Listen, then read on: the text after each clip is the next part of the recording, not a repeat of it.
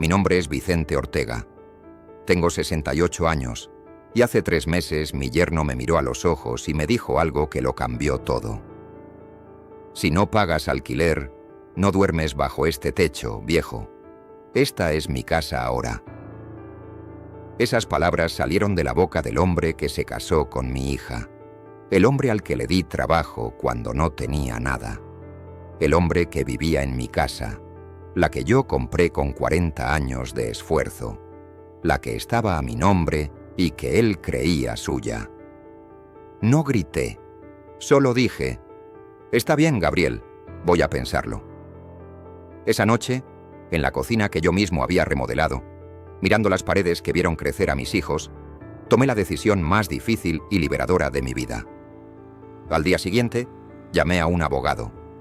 Un mes después, mientras mi hija Beatriz y su marido estaban en el trabajo, la policía llegó con una orden de desalojo.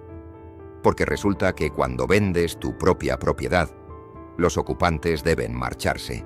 Y Gabriel descubrió demasiado tarde que la casa nunca fue suya, y que el viejo, al que pensaba cobrarle alquiler, acababa de enseñarle el verdadero significado de la palabra propietario.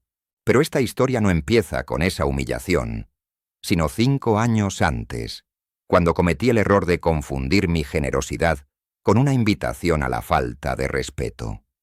¿Sabe usted? Nací en la pobreza más absoluta. Éramos 8 hermanos en una casa de adobe. Crecí con hambre, usando ropa remendada tantas veces que había perdido su color original. Mi padre me enseñó algo. Vicente, un hombre vale por su palabra y por lo que construye con sus manos. Me fui de casa a los 15. Trabajé 12 horas al día en una fábrica, viviendo en una pensión miserable, pero cada centavo que ahorraba era un ladrillo para mi sueño: tener mi propia casa. Conocí a Silvia, mi esposa, y juntos, peso a peso, año tras año de sacrificio, compramos este hogar. Recuerdo el día que firmamos la escritura a mi nombre. El llanto de felicidad de Silvia. Mis 3 hijos corriendo por las habitaciones vacías. En ese momento sentí que había logrado mi propósito: darle a mi familia la seguridad que yo nunca tuve. Beatriz, mi hija mayor, conoció a Gabriel. Un hombre carismático, un vendedor de palabras bonitas. Al principio me agradó. Se casaron, y yo pagué gran parte de la boda porque él, supuestamente, ahorraba para su propia casa. Nunca la compró. A los 2 años, con un bebé en camino y otra excusa laboral, Gabriel apareció en mi puerta. «Vicente, necesitamos ayuda. Podemos quedarnos unos meses». Esos meses se convirtieron en 5 años. Gabriel se acomodó en mi generosidad como si fuera un trono. Empezó a tratarme como a un invitado en mi propia casa. Y Beatriz, cegada por él, me pedía a mí que fuera flexible. Mi esposa Silvia lo vio venir.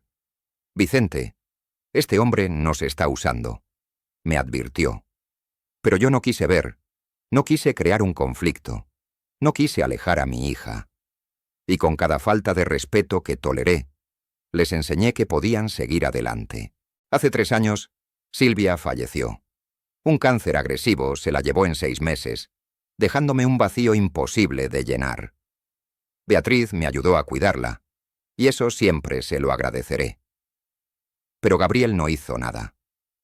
Un mes después del funeral, se sentó en mi salón y me propuso su plan.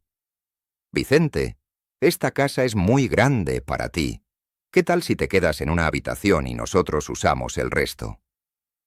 Me negué. Era mi casa, el santuario de mis recuerdos con Silvia. La tensión creció.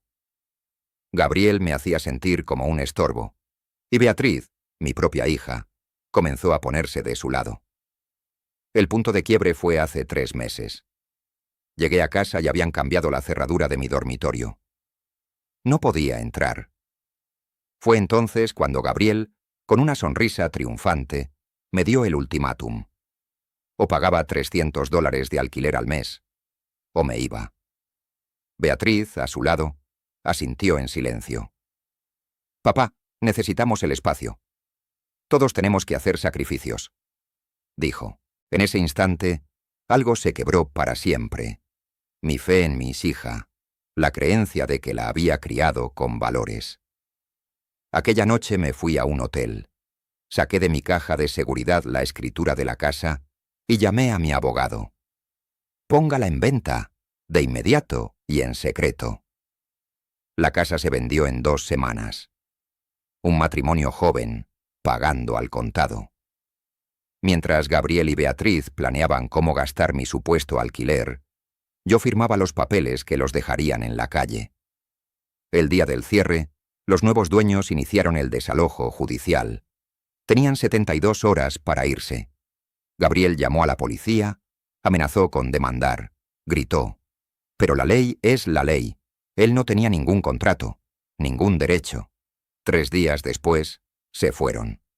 Beatriz me envió un último mensaje. Espero que seas feliz, papá. Destruiste a tu familia. No respondí. Ella eligió a su marido por encima de su padre. Eligió la codicia por encima de la gratitud. Y ahora vivía las consecuencias. Mis otros 2 hijos, Carlos y Lucía, me apoyaron incondicionalmente. Papá, debiste haberlo hecho hace años, me dijo Carlos. Me quedé con Lucía y su esposo durante 2 meses, mientras buscaba un nuevo lugar. Con el dinero de la venta compré un apartamento acogedor. No es grande, pero es mío. Es mi refugio, mi paz. Mi recompensa por haberme puesto de pie. Han pasado 3 meses. No he hablado con Beatriz. Sé que están luchando financieramente.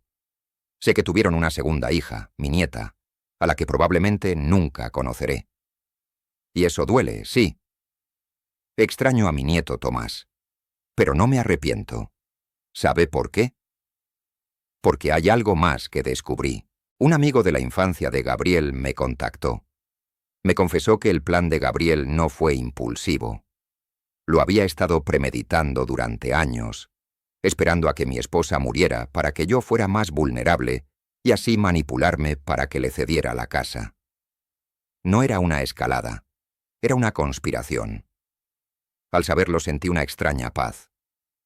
No había nada que yo pudiera haber hecho para evitarlo, excepto lo que hice. Defenderme. Ahora, a mis 69 años, he empezado de nuevo. Me uní a un grupo de vecinos jubilados, gente con historias tan rotas como la mía, que se cuidan mutuamente. Es la familia que uno elige. He viajado. He aprendido carpintería. Estoy viviendo. Mi salud ha mejorado. El estrés crónico ha desaparecido. La familia que te explota no es familia. Es un abuso con apellido. Y tenemos todo el derecho del mundo a salvarnos. Pero déjeme contarle algo más. Algo que pasó hace apenas una semana y que, creo, cierra el círculo de esta dolorosa historia. El teléfono sonó un martes por la tarde. Era un número desconocido. Dudé, pero algo me impulsó a atender. ¿Abuelo?, dijo una vocecita temblorosa al otro lado. Era Tomás, mi nieto. Mi corazón, ese viejo músculo cansado, dio un vuelco. Era la primera vez que me llamaba solo. Hablaba en susurros como si se escondiera. «Abuelo, mamá llora mucho por la noche», me dijo sin rodeos. El otro día la escuché decirle a una amiga que te extraña, que fue una tonta. «Abuelo, ¿nunca la vas a perdonar?»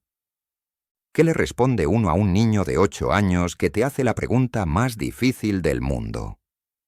Respiré hondo, buscando las palabras no de un hombre herido, sino de un abuelo.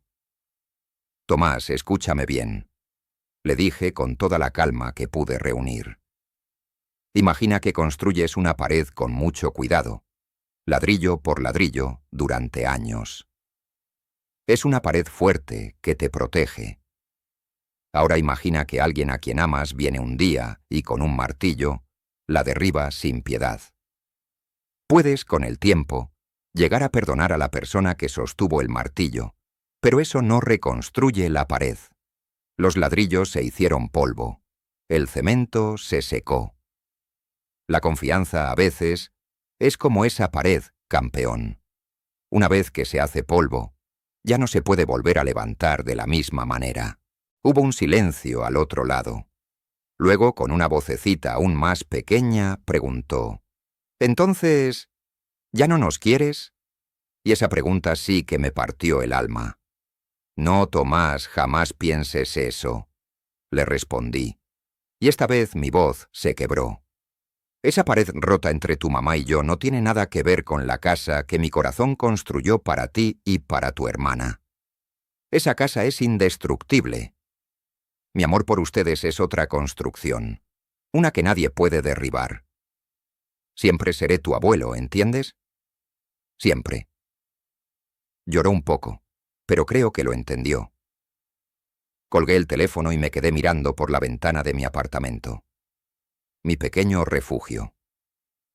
Sentí una tristeza profunda por la herida que mis hijos y nietos arrastrarán, pero por primera vez no sentí culpa. Sentí certeza. Había aprendido la lección más dura de todas. Se puede perdonar a alguien, y aún así, elegir no tenerlo en tu vida. Se puede amar a un hijo y, al mismo tiempo, protegerse de él. Así es mi vida ahora. Tranquila, agridulce, pero mía. Perdí una casa de ladrillos, sí, pero construí un hogar inexpugnable. Uno cimentado no en el suelo, sino en el autorrespeto. Hay tristezas que perduran, como el eco de la risa de un nieto que solo puedes ver a escondidas. Pero también hay una paz inmensa, la paz de saber que ya nadie puede cambiar la cerradura de tu alma. Por eso, a usted que me ha escuchado con tanta paciencia, le digo: no tenga miedo de demoler lo que está podrido por dentro.